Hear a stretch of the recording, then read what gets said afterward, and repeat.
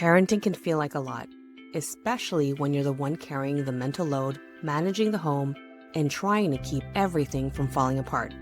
If you're tired of being the default for everything and you want simple systems that help your home run with more calm, more structure, and more teamwork, you're in the right place. Hey there, I'm Diane Jimenez, mom of 3, coach, and professional organizer. And on this podcast, we talk about more than just organizing your home. We cover reducing the mental load, teaching kids real life skills, and creating routines that actually work in real family life. So whether you're folding laundry, out for a walk, or hiding in your car for a minute of peace, I'm so glad you're here. Let's get into it. Hey there, friend. Welcome to another episode of the Organized-ish Parent Podcast. I'm your host, Diane Jimenez. And today we are talking about routines, but not the Pinterest kind, not the kind that only work when everyone is healthy, nobody has activities, the house is quiet, the calendar is calm, and you somehow have energy left at the end of the day. Because let's be honest, that is not motherhood. And especially if this episode is coming out when I think it is right at the start of summer, this is the exact time where so many moms start thinking, what happened to our routine? The kids are home now. The days are less predictable. There's camps, outings, pool days, later bedtimes, family visits, different meal times, and honestly, just more people in the house for more hours of the day. So if your routines feel like they're falling apart right now, I want you to hear me clearly. You're not failing. Your routine may just be built for a different capacity level than the season you're actually in right now. And that's what we're going to fix today. Because if your routine only works on perfect weeks, it's not a routine. It's fantasy. And I don't mean to say this to be harsh. I say this to give you relief because so many moms think they lack discipline. They think, why can't I just stick to this? Why do I always start strong and then fall off? Or why does everything work for a couple of days and then collapse? But most of the time, the routine isn't collapsing because you're lazy. No, not at all. It's collapsing because it was designed for ideal conditions. And your actual life does not run on ideal conditions, does it? It actually runs on real conditions. Kids get sick. Summer throws off the schedule. Activities change dinner rhythm. You or your partner have other commitments. Work shifts. Appointments pop up. Someone needs something, like they always do, right? Or someone forgot something at the pool, at camp, at their friend's house, on the bus. Then they ask for sleepovers, or someone is too tired to get ready for camp or swim class in the mornings. And then you get someone is always hungry and there's never any good snacks for them, right? Then suddenly the routine that looked so good on paper doesn't even stand a chance. So today, I want to give you a different way to think about routines. And instead of asking, what routine should I follow? I want you to start asking yourself, what capacity level am I actually in right now? Because that question changes everything. Now, before I give you the framework, I want to share a real life example from my own home. A few years ago, when my 3 kids were younger, I remember having this realization one summer. At the time, all the kids were still little. I think all of them were either in elementary school or maybe one was still in daycare. And summer just felt like it was a completely different world. The kids were home so much more. They were spending most of the days at our private community pool. We'd go there for swim lessons. They would take part in all the activities. Sometimes we'd stay for lunch.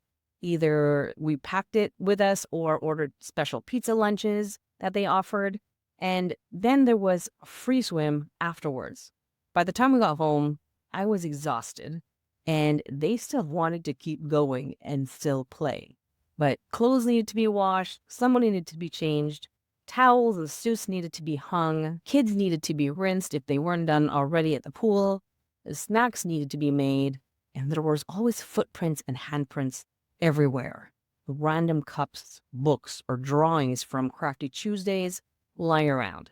There was soccer at night too sometimes, and activities, as well as family gatherings, the whole lot. So it's safe to say the schedule was all over the place.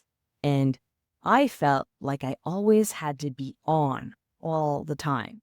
Not necessarily in a dramatic way, but just in that mom way where your brain is constantly tracking everything. Who needs sunscreen?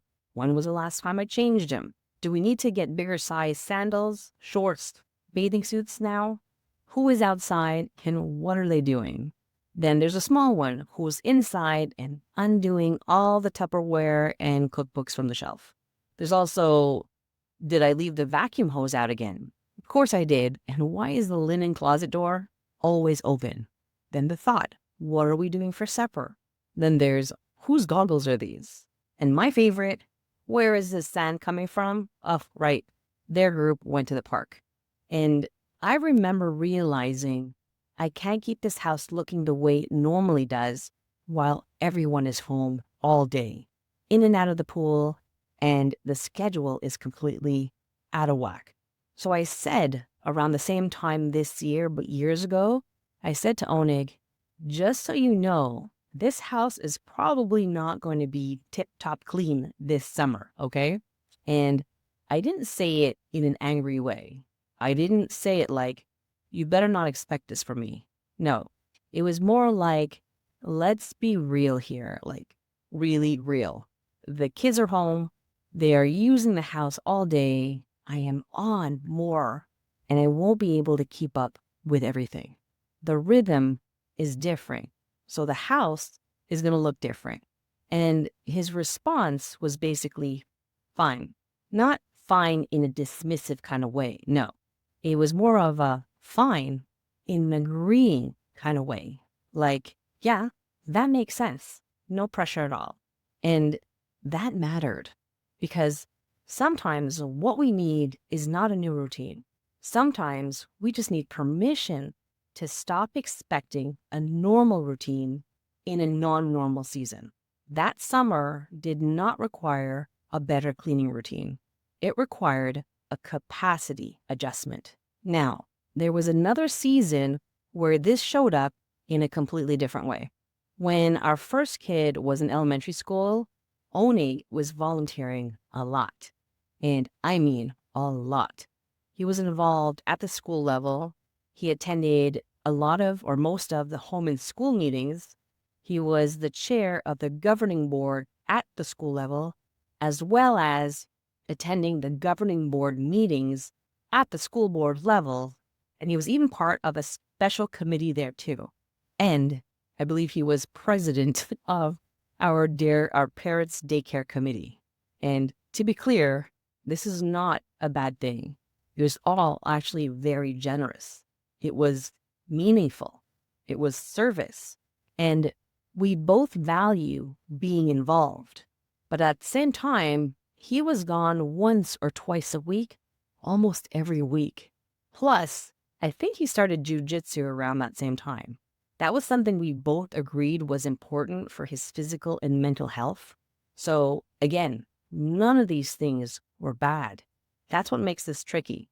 A lot of moms are not overwhelmed because their calendar is filled with obviously bad things. They're overwhelmed because their calendar is filled with good things that all require capacity.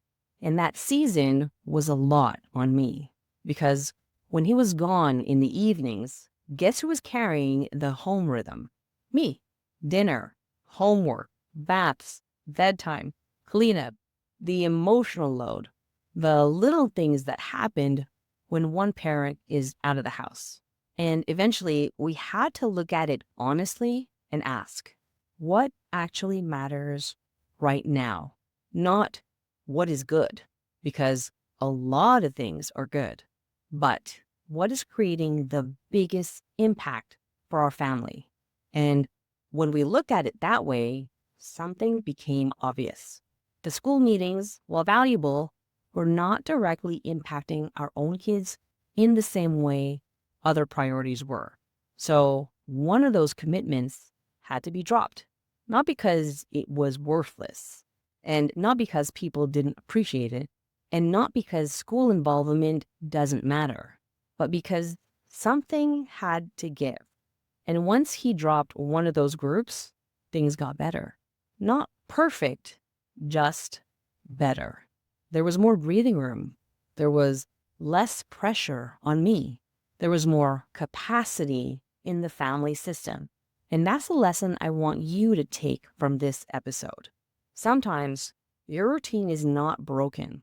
Sometimes your capacity is maxed out. And when your capacity is maxed out, the answer is not to add more discipline. The answer is to adjust your routine, reduce the load, or let something go. That is the part most moms miss. We keep trying to make the routine stronger, but sometimes the routine is already trying to carry too much. So let's make this practical. I want you to think of your routine in 3 levels. Level 1 is full capacity. Level 2 is reduced capacity.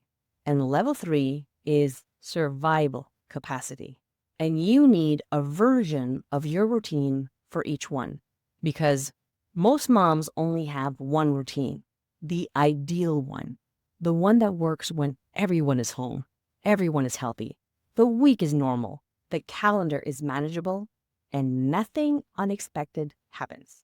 But real life does not stay at full capacity all year long, let alone a couple of days, right? So let's walk through the 3 levels. Level 1 is full capacity.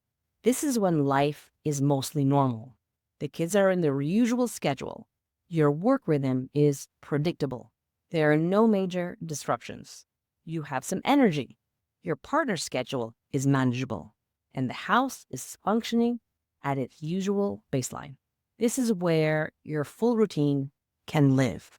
This might include things like a regular bedtime routine, a normal laundry rhythm, meal planning, family reset, chores, house reset, school prep, maybe even a little deeper organizing or cleaning. Full capacity is not perfect life. It's just your normal operating mode. Now, level 2 is reduced capacity. This is where a lot of moms live and don't even realize it. Reduced capacity is summer. Reduced capacity is busy sports seasons. Reduced capacity is where your partner has evening commitments. Reduced capacity is when work is heavier. Reduced capacity is when camps are changing week to week. Reduced capacity is when your normal structure is loosened. Reduced capacity is when the kids are home more. So nothing is necessarily wrong, but everything takes more energy. This is a level where you need to stop expecting your full routine to run the same way. Because if you try to run a full capacity routine in a reduced capacity season, you feel like you're failing every single day. And I want to remind you, you're not failing. You're using the wrong version of the routine. So in reduced capacity, you ask, what still matters? What makes the biggest impact? What can be simplified? What can be paused? What can be done less often? What can be shared? What can we let go of for now? For example, in summer, maybe the house doesn't stay as tidy, but the kitchen still needs a reset. Maybe bedtime is later, but the kids still need predictable wind down. Maybe laundry increases because of towels, being outside more often, or because of the pool. But folding everything perfectly might not be the priority. Maybe meals are simpler. Maybe lunches are more repetitive. Maybe snacks need a system because everyone is home.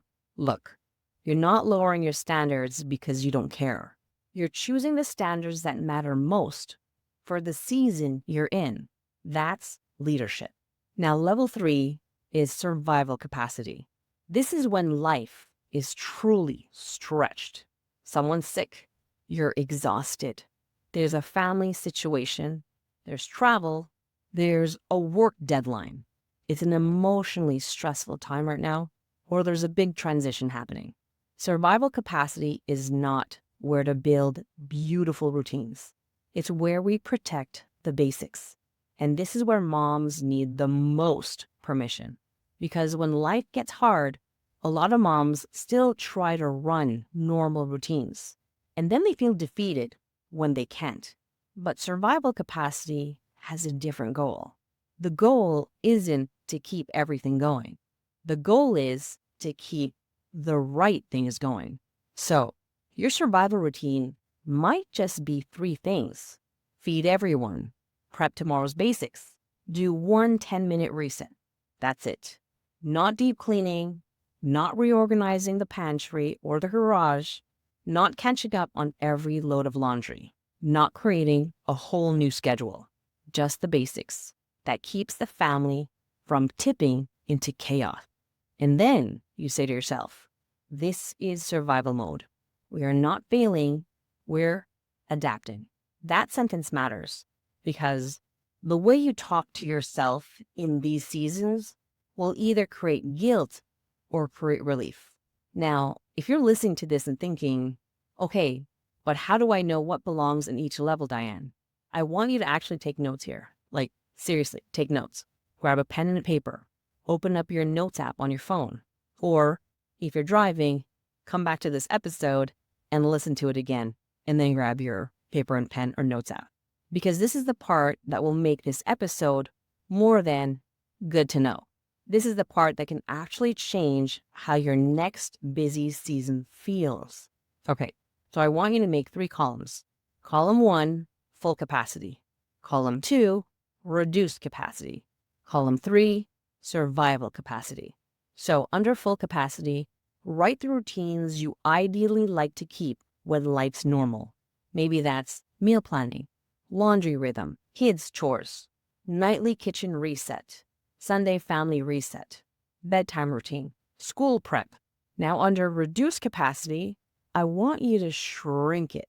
Ask yourself, if this is a busy season right now, what still matters the most? Maybe it becomes simple meals, laundry baseline, kitchen reset. Kids do 1 responsibility daily, calendar check twice a week. That's it.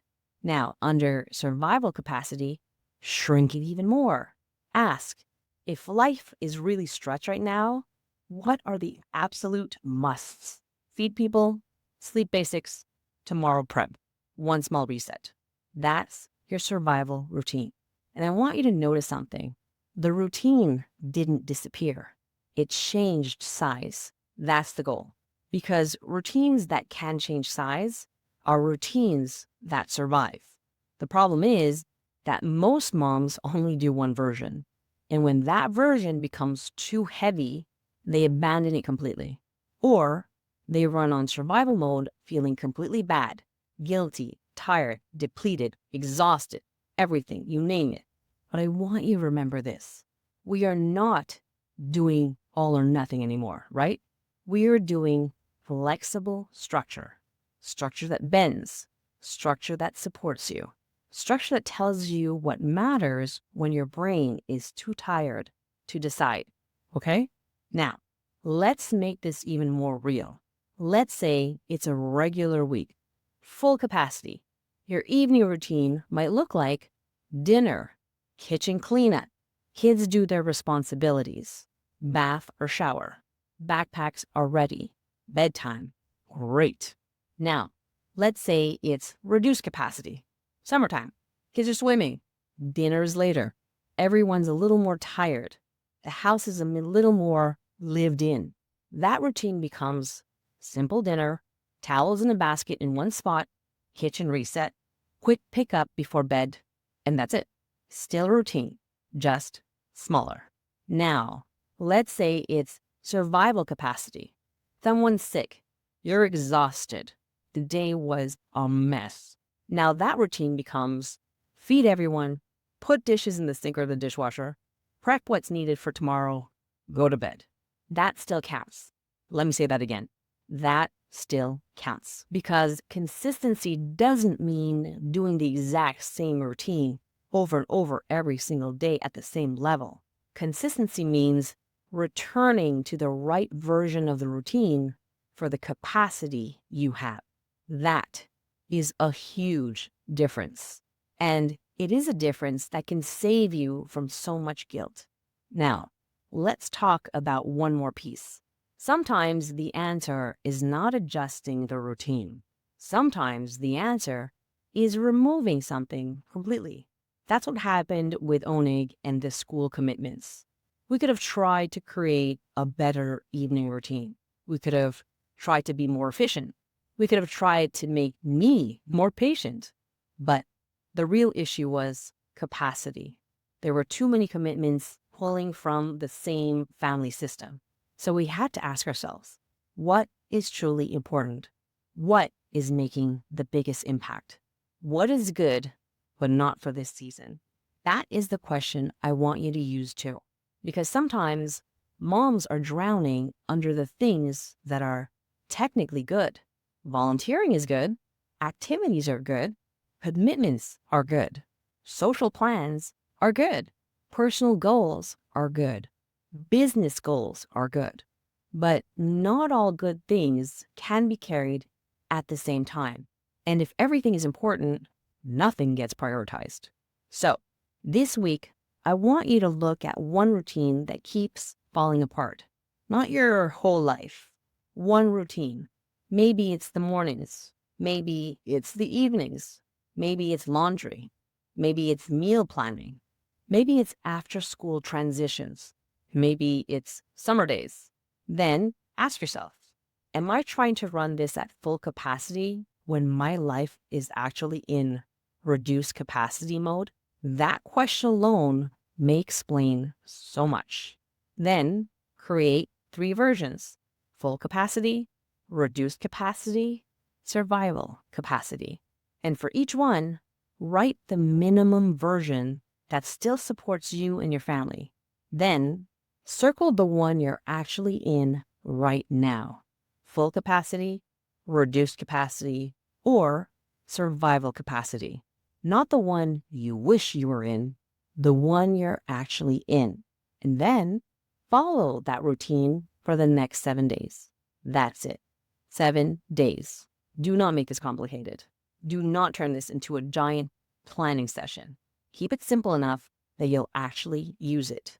Because the goal isn't to have a beautiful routine on paper. The goal is to have a routine that still supports you when real life happens. Now, before I go, I want to bring this back to something important. Your home does not need you to be perfect. Your kids do not need you to hold every standard all year round. Your family does not need a mom who's constantly trying to keep life looking like the same way every season. What your family needs is leadership. And leadership sometimes sounds like, this is what matters right now.